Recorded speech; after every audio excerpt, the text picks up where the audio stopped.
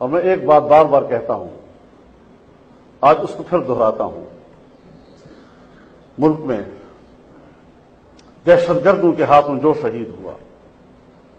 School کا بچہ شہید ہوا، کالج کا بچہ شہید ہوا، معصوم بیٹی شہید ہوئی، معصوم ماں شہید ہوئی، معصوم بھائی شہید ہوا، میں آپ کے ساتھ برابر کا رویا ہوں۔ لیکن آج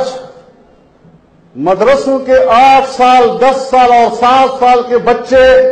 جو قرآن کو حفظ کر رہے ہیں، ہمارے قبائل سے لے کر قندوز کے 1 ہفتہ پہلے کے واقعے تک، آپ بتائیں کہ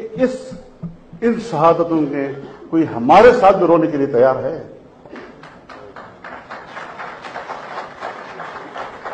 ظلم ہے، ظلم جو کرے ظلم ہے۔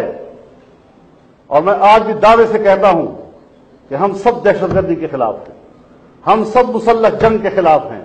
لیکن اگر مذہبی مکاتب فکر اور ان کی سیاسی جماعتیں متحد ہو کر ان کے خلاف ایک موقف نہیں اختیار کرتی تو شاید یہ نتائج آپ حاصل نہ کر سکتے۔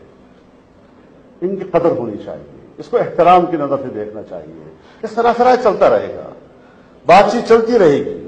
اصلاح میں ہمارے پارلیمنٹ ہے، ہم وہاں بولتے رہتے ہیں، لیکن